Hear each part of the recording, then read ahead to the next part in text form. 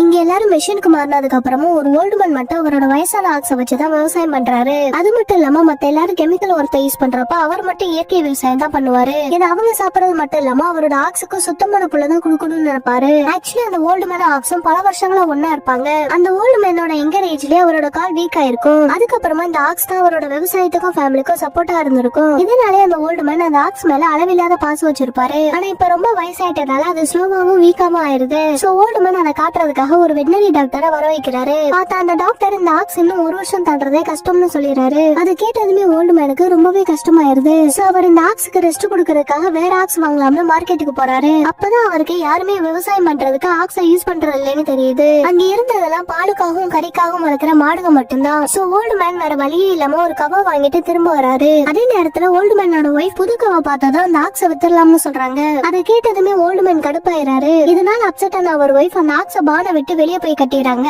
அதே நேரத்துல அந்த புது கவாலையும் பிரச்சனை வருது. ஏன்னா அது அந்த வயசான ஆக்ஸை சாப்பிடவே விட மாட்டேங்குது. சோ ஓல்டு மேன் ஒவ்வொரு நாளும் அவரோட ஃப்ரெண்ட் ஃபுல்லா சாப்பிடற வரைக்கும் அங்கேயே வெயிட் பண்றாரு. அது மட்டும் இல்லாம விவசாயத்தை கூட ஒழுங்கா கவனிக்காம நாள் முழுக்க அந்த ஆக்ஸை கேர் பண்ணிட்டு இருக்காரு. இதனால அவர் ஒய்ஃபுக்கே அவருக்கு விவசாயம் முக்கியமா இல்ல அந்த ஆக்ஸ் முக்கியமான சந்தேகம் வந்துருது. அப்ப சடனா ஒரு நாள் அந்த ஓல்டு மேனுக்கும் உடம்பு சரியில்லாம போயிருது. இருந்தாலும் அவங்க பசங்களை பாதர் பண்ண வேணாம்னு அவங்களாவே ஹாஸ்பிட்டல்ல போய் செக் பண்ணி பாக்குறாங்க. ஆனா அவர் திரும்பி வந்ததுமே மறுபடியும் ஆக்ஸை கூட்டிட்டு ஒர்க் பண்றதுக்கு போயிறாரு. இதனால டயர்டான அவர் ஒய்ஃப் அந்த ஆக்ஸை வித்தாதான் அவர் அமைதியா இருப்பாருன்னு முடிவு பண்ணிடுறாங்க. சோ அன்னைக்கு நைட்டே அவங்க பசங்க எல்லாரையும் வர வச்சு அவரை ஃபோர்ஸ் பண்ணி அந்த ஆக்ஸை விக்கிறதுக்கு ஒத்துக்க வச்சுறாங்க. ஆனா மார்க்கெட்டுக்கு போனா அந்த ஆக்ஸை யாருமே வாங்க மாட்டேங்கிறாங்க. ஏன்னா அந்த ஓல்டு மேன் அதுக்கு கேட்கிற விலை ரொம்பவே அதிகமா இருக்கு. அதே நேரத்துல அந்த ஆக்ஸுக்கு அதை விற்க போறாங்கன்னு புரிஞ்ச மாதிரி அது கண்ணுல இருந்து தண்ணி வந்துட்டு இருக்கு. ஆனா உண்மை என்னதான் ஓல்டு மேன் அவர் ஃபேமிலியை ஏமாத்துறதுக்காக தான் இங்க வந்திருப்பாரு. அதனாலதான் யாராலையும் வாங்க முடியாத அளவுக்கு அதிக பிரைஸ சொல்லிட்டு இருப்பாரு. சோ மறுபடியும் அந்த ரெண்டு ஓல்டு சோல்ஸும் ஒருத்தருக்கு ஒருத்தர் சப்போர்ட்டிவா இருக்க ஆரம்பிக்கிறாங்க. அப்போ ஒரு நாள் சடனா அந்த ஆக்ஸ் சாப்பிடறத நிப்பாட்டிடுது. அதை பார்த்ததுமே ஓல்டு மேனுக்கு அடுத்து என்ன நடக்க போகுதுன்னு புரிஞ்சிருது.